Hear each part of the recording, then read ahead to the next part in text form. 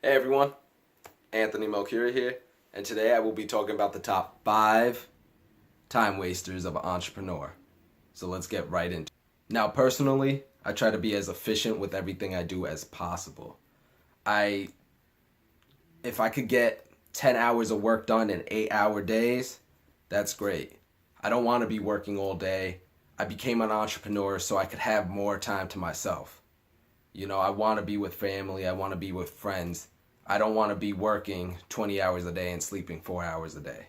But working for myself can also be a double-edged sword.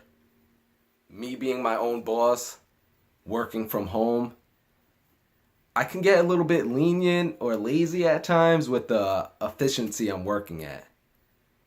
Sometimes, it happens to everyone. Some people just drop the ball and, you say you're going to get these 10 things done and you wind up getting 2 things done or nothing done, or you wind up watching TV eating cereal all day, whatever floats your boat. So I decided to make a list of the top 5 productivity sins of the entrepreneur. These are things I see myself, friends, other entrepreneurs commit, and it's the top 5 time wasters. I made this list so whenever I'm feeling lazy, I make sure not to commit any of these things. Let me take one for the gram. Oh, still recording my damn video, my bad. Productivity killer number 1, social media. Social media can be a young entrepreneur's or business's best friend, sidekick, best tool when it comes to promoting their new business or themselves and creating a brand that other people will like, follow, and subscribe to. On the other hand, social media can be a double-edged sword though. I've seen it many times and I've committed this sin myself where I'm on Facebook or Instagram promoting something, and you know what, after about 10-15 minutes of doing your own promotion, you go to your own personal account and you start scrolling through that. It's a complete waste of time because the 15 minutes of work you did, you're going to now waste the rest of the hour looking on your own personal feed, checking out what your friends are doing and seeing what's popping around the area. The way I changed this was by hiring a virtual assistant. So all of my secondary accounts for my little businesses or whatever, I have her handle this. Every week I give her exactly what I want done in a little checklist form, and she contacts me every night just letting me know what she got done, giving me a brief 3-paragraph explanation of everything that happened, anything I need to know and what I can expect, any issues she ran into, and then that's it. I automated social media. Now personally, when I answer questions and stuff, that's me. But all of my postings and things like that, I let her do it, I'd let her know which ones I want posted, what I want it to say, and I just let her handle it. Why am I going to waste my time going back and forth in the social media dark hole when that's something I could easily have automated, and it's inexpensive as well. You don't need to hire $1 million company or the next top name to post things for you.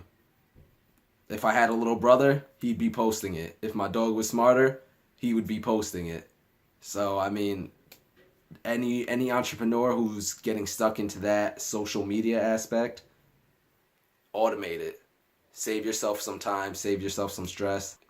The second biggest time waster I see for entrepreneurs is email checking. I know, I couldn't believe it either. I hate using email. I was born into the texting phase, so I like just sending instant messages or texting. I don't like the whole email thought. I like it almost as much as I like faxing, and I don't like faxing. But you don't realize how much time you waste checking emails, looking over emails, whenever you get that little symbol, clicking on it, until you actually are in the business world and you're sending emails. Back when I was a sales manager at an old hotel I used to work at, I would spend every morning my first hour to 2 hours just sending out emails, sending out contracts, just getting things done all through email. And this wasn't the bad part. The bad part was, as soon as I was done sending those emails, I would start on something else that was important, and every 20 minutes I'd get a new email notification, and I would stop what I was doing and go check that right away. For no reason. I would just, oh, I got a new email, let me check it. It could be an emergency. It was never an emergency. Every time I stopped to check that email, I would lose track of my thought. I would read the email, forget what I was working on, or have to start over from what I was working on, or reread everything I was working on. And then my mind's just thinking of multiple things, and then I go back into the social media dark hole. Then I'm back on Instagram for 20 minutes, like, oh, whatever. Get back to work, another email pops up, go right and check that, you know? It's redundant. Send your emails, and that's it, you know? Check them at a specific time. If you send all your emails by 9 a.m. and you want to check them all by 1 p.m., at 1 p.m. look through them. But don't just keep checking. It's like a text message notification, and once you hear it, you feel like you have to look at it. Don't fall into that trap. I fixed my issue with that by downloading an app on my phone that would make me set a timer. So let's say I set 3 hours. I just needed to do straight work. I wouldn't be able to open any social media apps. I wouldn't be able to get any notifications, and it would just clear my mind. Because if my phone's constantly buzzing, no matter how hard I try, I'm gonna look. I'm gonna want to be interested in what's happening. But if you don't hear that, if you don't see the little light popping up, if you don't hear the bing or anything, you know, you'll get more work done, and you're not gonna be constantly checking those emails, which most of the time it's just someone saying like okay or thank you, you know. The third biggest time waster I saw was being unorganized. Being organized is a huge part of my life. I need a clean space for me to think clearly and to work efficiently.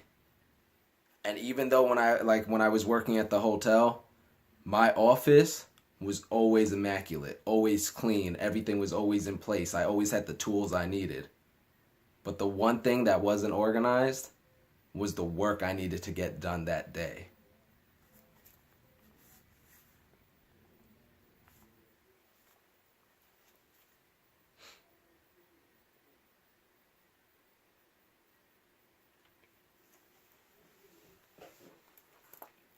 Too much of my time was going toward thinking what I needed to get done or what I would do next. Too much of my time was being dedicated to thinking what I needed to get done, trying to figure out how to prioritize everything, figure out what I could get done during the day. And I would start a project and then remember something very important that I needed to get done for a client or needed to get sent out ASAP, and just stop that and start working. And my mind I wasn't getting the tasks done as efficiently as possible because I didn't know what had to be done. I would just go in thinking I remembered everything, and things would pop up and it would just stop me in my tracks.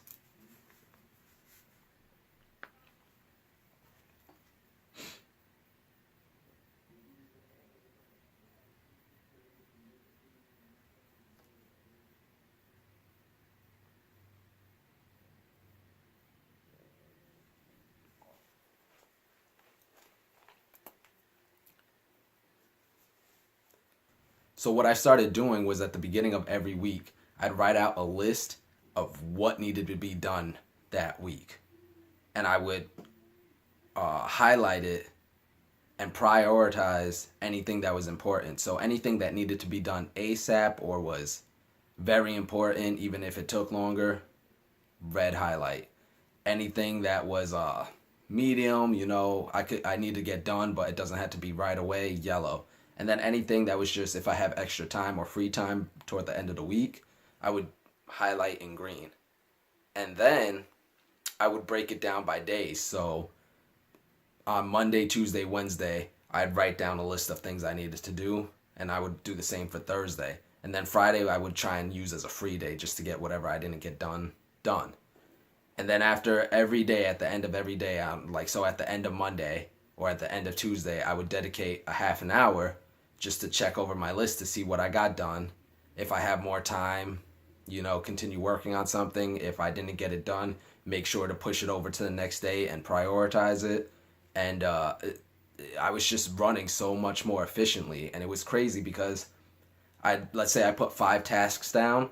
That's all I would get done usually when I wasn't writing these lists. I was getting these things done by like 2 p.m., having like another 3-4 hours of free time, just to do whatever I needed. So it was just ridiculous how much faster and efficient I became after just writing these lists and just knowing what I needed to do. I wasn't thinking about, hey, do I want to do this now? Should I do this now? This is what's going to happen. Check it off, and it felt amazing also. So that last time waster brings me toward my fourth biggest time waster, which is prioritizing difficult tasks. Another thing I used to see a lot of people do, and I used to do myself, is they would get some of the easiest tasks done or not important things done early in the week or early on in the day, and it would make them feel like they got a lot done. So something I used to do, and I see a ton of other people do it, especially before I was writing the lists, I would prioritize easy tasks way too often. I would just try and get out of the way as many easy or small tasks as possible, and it would make me feel accomplished. I would end the day feeling like, oh, I got so much done today. I haven't stopped working.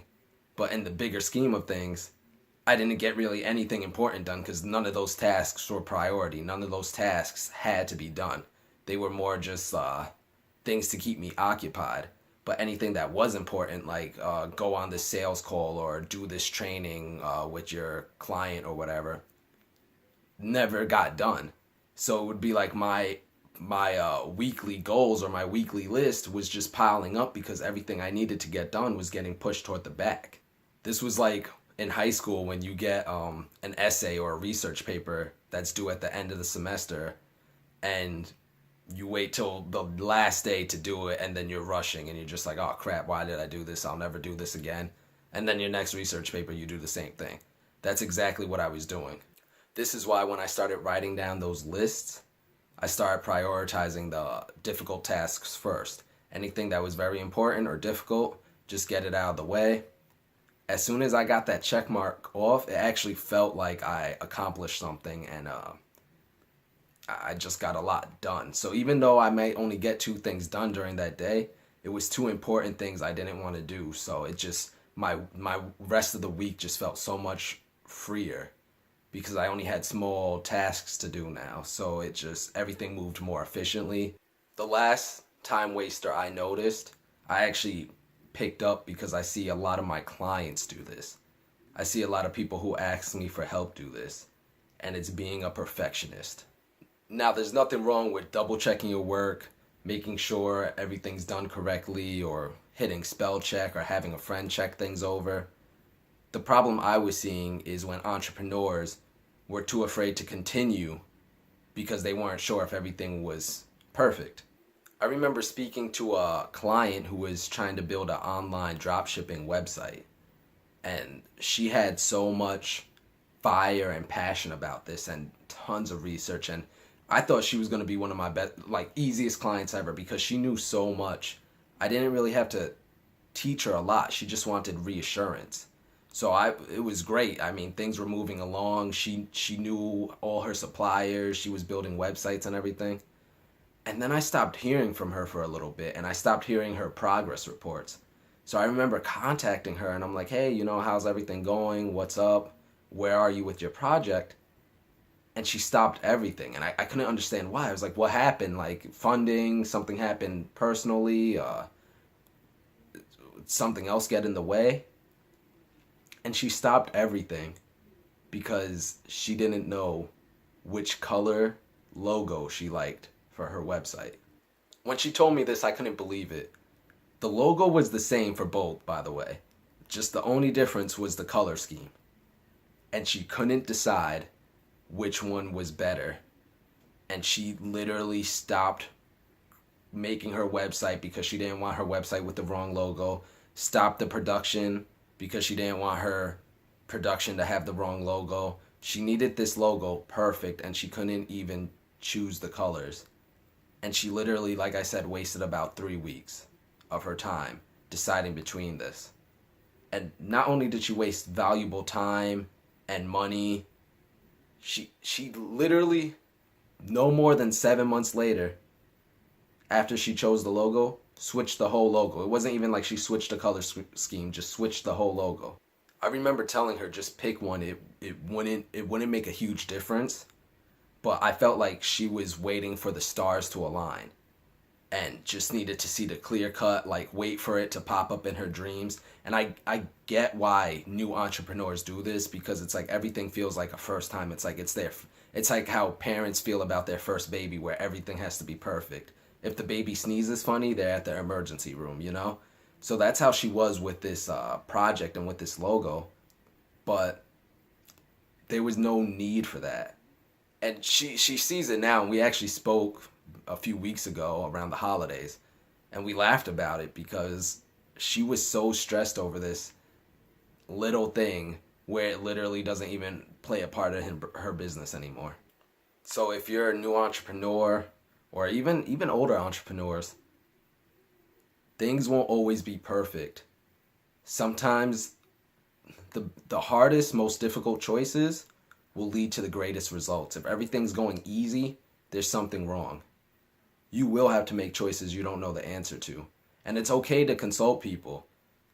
It's okay to consult me. It's okay to consult a friend. But just know things won't always be perfect. The stars won't always be aligned. And that's okay. As an entrepreneur, you're here to make risks and work for yourself, make that money, you know? You're not here to guess the little things. You pay people for that. So just keep that in mind next time you come across a answer or a question you can't figure out. It's okay to not know, but just feel your gut instinct and choose the one you feel. Worst comes to worst, you have to take 2 steps backwards, you know? But not moving at all, you'll never succeed. You'll never make it as an entrepreneur if you can't make a decision and stick with it. So guys, that's the list. Those are the top 5 time wasters I see most entrepreneurs make, including myself. I see myself do them sometimes. So just write this out, keep it in your head, and next time you're not maybe feeling up to it or you're getting a little lazy, just think about it and make the corrections I spoke about. As always, leave a like if you enjoyed the video.